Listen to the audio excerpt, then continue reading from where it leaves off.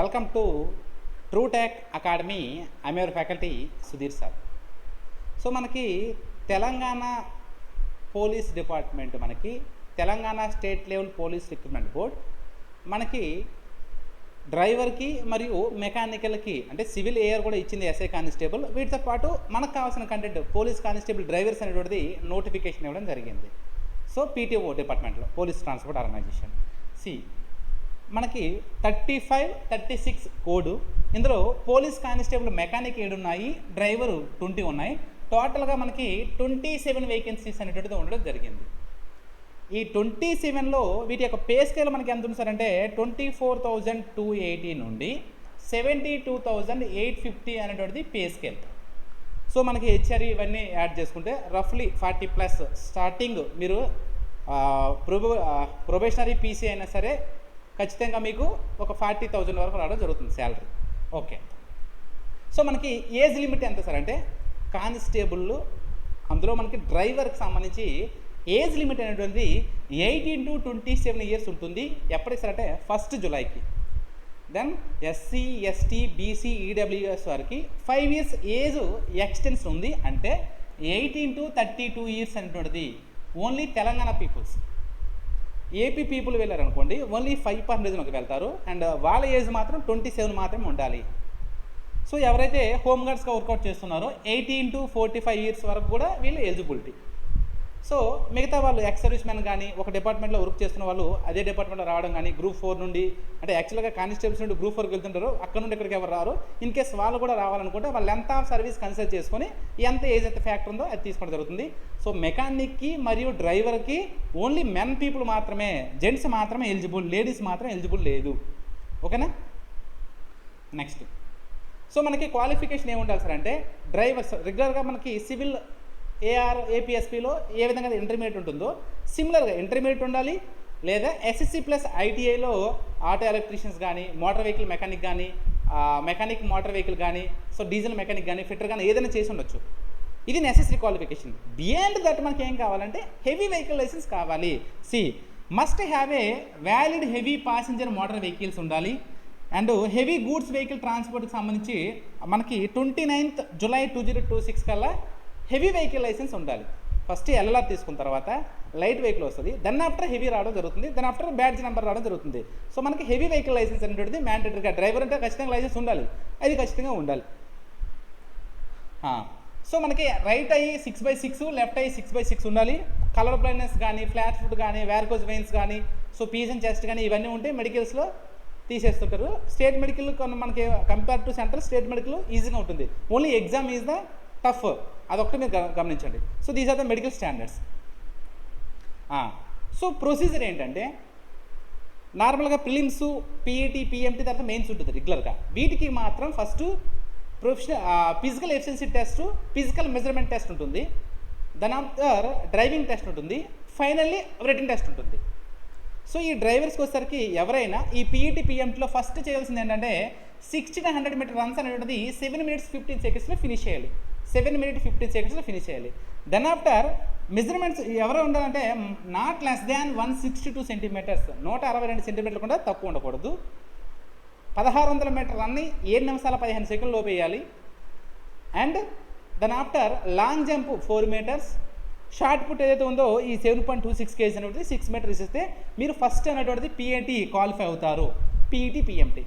Then after driving test. ఈ driving టెస్ట్లో ఏముంటాయి సార్ అంటే ఫస్ట్ 8 పారామీటర్స్ ఉన్నాయి, అందులో 5 ఖచ్చితంగా మనం క్లియర్ చేయాలి. ఫస్ట్ పారామీటర్ ఏంటంటే ఫస్ట్ వెహికల్ని స్టార్ట్ చేయాలి.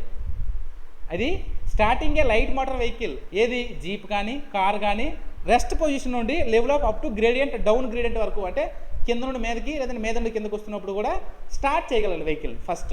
ఎందుకంటే వెళ్తున్నప్పుడు సడన్గా డౌన్లో అయిపోతుంటుంది, అప్లో అయిపోతుంటుంది. అలాంటి సందర్భంలో కూడా వెహికల్ స్టార్ట్ చేయగలరు, క్యాపబిలిటీ ఉందా లేదా చెక్ చేస్తాడు. సో హౌ నువ్వు ఎంత ప్రాబుల్గా చేస్తున్నావు అంటుంది మార్క్స్ అంటుంది మ్యాక్సిమం 10, మినిమం 5 ఇస్తాడు. And gear change. సో మనం స్పీడ్ ఇంక్రీజ్ చేస్తున్నాం అంటే గేర్ ఏం చేయాలి, గేర్ ఫస్ట్ గేర్ నుండి సెకండ్ గేర్, థర్డ్ గేర్ వెళ్తాం. ఈ గేర్స్ ఏ విధంగా అంటే క్లచ్ మూవ్ చేస్తున్నావా లేకపోతే ఆఫ్ క్లచ్లో వేస్తున్నావా, అంటే ఆ గేర్ చేంజింగ్ ఏ విధంగా చేస్తున్నావు. సో అటు చూసి వేస్తున్నావా, అది రెగ్యులర్గా చేసుకున్నావా, అలవాటు అవుతుంది. జస్ట్ ఇలా పుష్ చేస్తాను అనమాట. So gear changing up and down అనమాట, అంటే గేర్ పెంచడం తగ్గించడానికి 10 marks, minimum 5 marks. Road sense and general driving. So plain road ఉన్నోడు ఏ విధంగా వెళ్తున్నావు, గతుకుల రోడ్డు ఉన్నోడు ఏ విధంగా, అంటే సెన్స్ అనమాట. And driving control of vehicle in all conditions and traffic and steering control, anticipation and judgement. So పక్కన వెహికల్ వస్తుంది, మనం ఆగేలా లేదంటే మనం క్రాస్ అయిపోగలమా, సో ఇలాంటివన్నీ చెక్ చేస్తుంటారు. And that use of brakes, stop చేయడం, పార్కింగ్ చేయడం, రివర్సింగ్ ఆఫ్ వెహికల్స్, ఇలాంటికి 10 మార్క్స్కి 5 మార్క్స్ ఉంటుంది.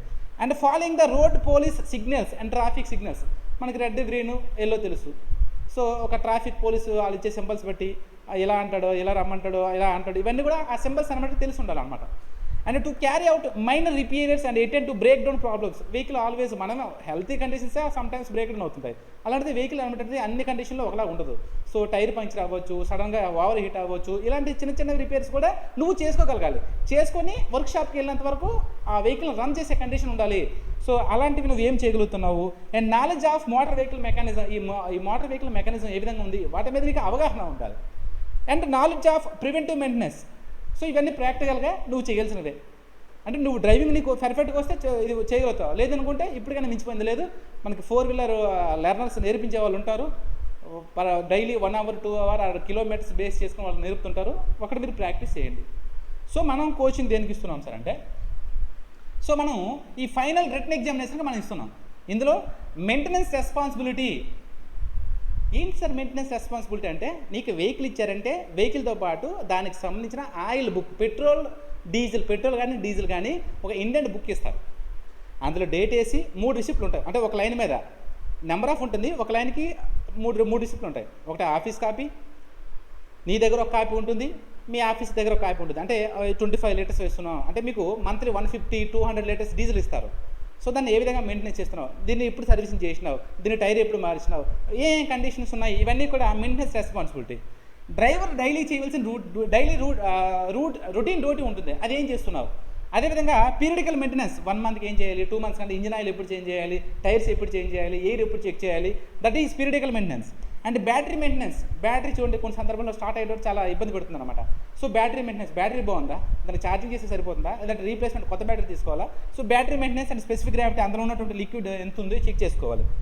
టైర్స్ మెయింటెనెన్స్, టైర్ ఏ విధంగా రొటేట్ అవుతుంది, అంటే ఎక్కువ సౌండ్ వస్తుందా, ఫుల్గా అరిగిపోయిందా, అసలు ఏంటి కండిషన్ ఏ విధంగా ఉంది, అది కూడా చెక్ చేసుకోవాలి. ఎందుకంటే నీ యొక్క సేఫ్టీ బట్టే నీ వెహికల్ ఉన్నటువంటి ఆఫీసర్ యొక్క సేఫ్టీ ఉండడం జరుగుతుంది. And fuel system, ignition system పర్ఫెక్ట్గా ఉందా, ఏమైనా బ్రేక్ డౌన్ ప్రాబ్లమ్స్ వస్తున్నాయా, లైటింగ్ పర్ఫెక్ట్గా వెళ్తుందా, డిప్పు ప్రాపర్గా వస్తుందా లేదా, ఈ సిస్టమ్స్ గురించి. బ్రేకింగ్ సిస్టమ్, ఈ హైడ్రాలిక్ బ్రేకింగ్ కానీ, మెకానికల్ బ్రేకింగ్ కానీ, న్యూమాటిక్ బ్రేక్ కానీ పర్ఫెక్ట్గా వర్క్ అవుతున్నాయి లేదా, వీటిని మీరు చెక్ చేసుకోవాలి. క్లచ్ అండ్ ట్రాన్స్మిషన్, కొన్ని క్లచ్లో టైట్ క్లచ్ ఉంటుంది. సో ఏ విధంగా ఈ ఫ్లూయిడ్ క్లచెస్ ఏ విధంగా వర్క్ అవుతున్నాయి, క్లచ్ అంటే ఏంటి, ఈ ప్రిన్సిపల్స్ అన్నీ తెలుసుకోవాలి. ట్రాన్స్మిషన్ సిస్టమ్ అంటే ట్రాన్స్మిషన్, ఇంజిన్లో పవర్ వచ్చిన తర్వాత క్లచ్, తర్వాత గేర్ బాక్స్, తర్వాత ప్రొపెల్లర్ షాఫ్ట్, తర్వాత డిఫరెన్షియల్, రేర్ వీల్స్, రేర్ ఎగ్జిల్స్ వెళ్ళేంత వరకు ఈ సిస్టమ్ అందరూ కూడా ట్రాన్స్మిషన్ సిస్టమ్ అంటారు. సో ఇది ఏ విధంగా వెళ్తుందనే కాన్సెప్ట్ మీరు చూసుకోవాలి. ఇక్కడ చెప్తాను ఈ క్లాసులన్నీ కూడా ఉన్నాయి మన దగ్గర.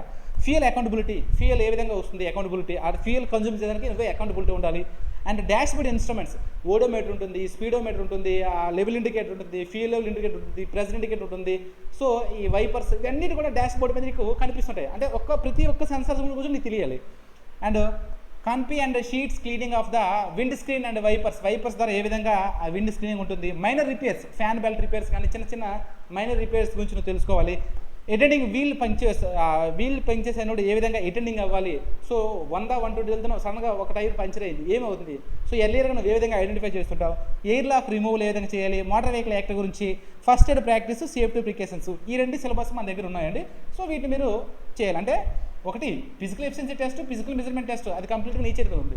డ్రైవింగ్ నువ్వు చేసుకుంటేనే ఈ కాన్సెప్ట్ సెకండ్ ఏదైతే ఉందో మనకి ఈ డ్రైవింగ్ టెస్ట్. థర్డ్ టెస్ట్ మన దగ్గర ఉన్నాయండి, అది ఆన్లైన్ క్లాసెస్ ఉన్నాయి, మీరు తీసుకోవచ్చు. సో ఈ ట్రేడ్ టెస్ట్ మరియు రిటన్ టెస్ట్ బేస్ అయ్యి మీకు ఫైనల్ సెలెక్షన్ అనేటువంటిది ఉండడం జరుగుతుంది. సో లెస్ పోస్ట్లో ఉన్న మనకి కాంపిటీషన్ తక్కువ ఉంటుంది, తొందరగా అవకాశం వచ్చి ఉంటుంది. సో ఈ వీడియోస్ మీకు కావాలనుకుంటే ప్లే స్టోర్లో ట్రూటెక్ అకాడమీని కొట్టండి. కొట్టిన తర్వాత మీకు ఈ విధంగా కనిపిస్తుంది. ఇన్స్టాల్ చేసిన తర్వాత ఓపెన్ అనే ఆప్షన్ క్లిక్ చేయండి. సో ఓపెన్ అనే ఆప్షన్ క్లిక్ చేయగానే మీకు ఈ విధంగా డాష్ బోర్డ్ కనిపిస్తుంది. ఓకేనా. సో ఇందులో ఎస్ఐ కానిస్టేబుల్ అనే ఎగ్జామ్ అనే దాన్ని క్లిక్ చేస్తే మీకు ఈ విధంగా police constable driver, constable mechanical ఈ విధంగా ఉంటుంది.